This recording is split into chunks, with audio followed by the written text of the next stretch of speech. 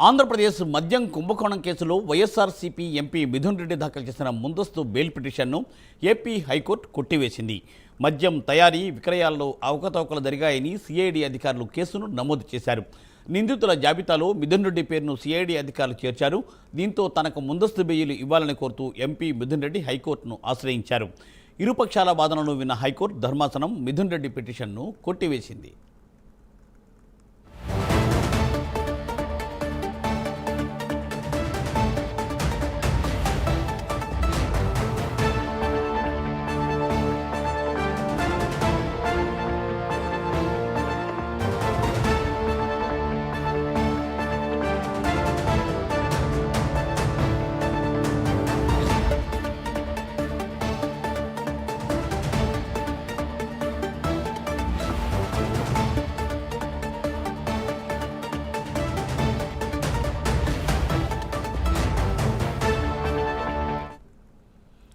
AP liquor కేసులో MP Mithun రెడ్డికి చుక్కెదురైంది. మద్యం కుంభకోణం కేసులో వైఎస్ఆర్సీపీ ఎంపీ మిథున్ రెడ్డి దాఖలు చేసిన ముందస్తు బెయిల్ పిటిషన్ను ఆంధ్రప్రదేశ్ హైకోర్టు కొట్టివేసింది. దీనిపై మరింత సమాచారాన్ని మా ప్రతినిధి శ్రీనివాస్ అందిస్తారు. శ్రీనివాస్.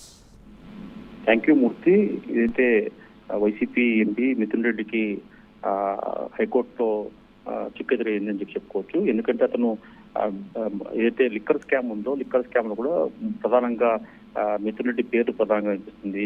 అంటే గత వైసీపీ ప్రభుత్వంలో లిక్కర్కి సంబంధించి కూడా పెద్ద ఎత్తున అక్రమాలు జరిగాయని చెప్పేసి కూడా కుటుంబ సర్కారు భావిస్తుంది. ఈ నేపథ్యంలో కూడా దీనిపైన కూడా సిఐడి పోలీసు కూడా విచారణ ముమ్మరం చేశారు. ఈ నేపథ్యంలోనే తమకు అరెస్ట్ ఉంటుందని చెప్పేసి భయంతో కూడా మిథున్ రెడ్డిని బెయిల్ ఇవ్వాలని చెప్పేసి ముందస్తు బెయిల్ ఇవ్వాలని చెప్పేసి కూడా ఆయన హైకోర్టును ఒక బెయిల్ పిటిషన్ దాఖలు చేశారు.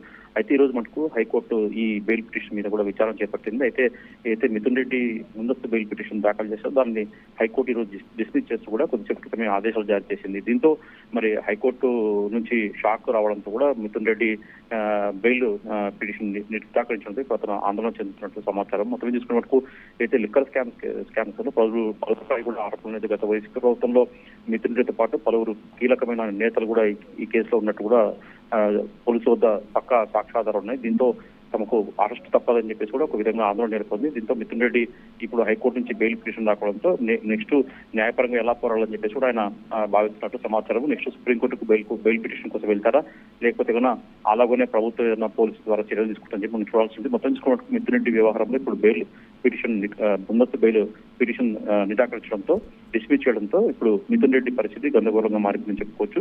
పోలీసులు అరెస్టు చేస్తారనేది కూడా పెద్ద ఎత్తున కూడా చర్చ కొనసాగుతుంది. మరి మిథున్ రెడ్డి వ్యవహారంలో మటుకు మరి బెయిల్ లేకపోవడంతో అతను పోలీసుల నుంచి పలు చిక్కులు కూడా ఎదుర్కోవాల్సి వచ్చిన పరిస్థితి నెలకొంది. Murthy. Thank you Srinivas. Thanks for update.